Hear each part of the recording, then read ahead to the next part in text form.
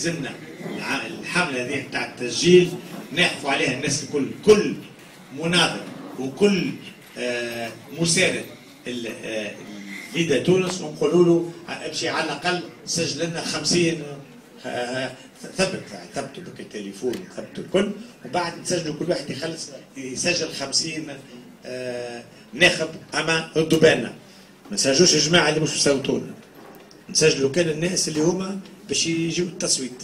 خاطر قبل كنا نحكيو نقولوا يلزم نسبه المشاركه ولا تو دو بارتيسيباسيون ضعيف ياسر، لازم نطلعوا.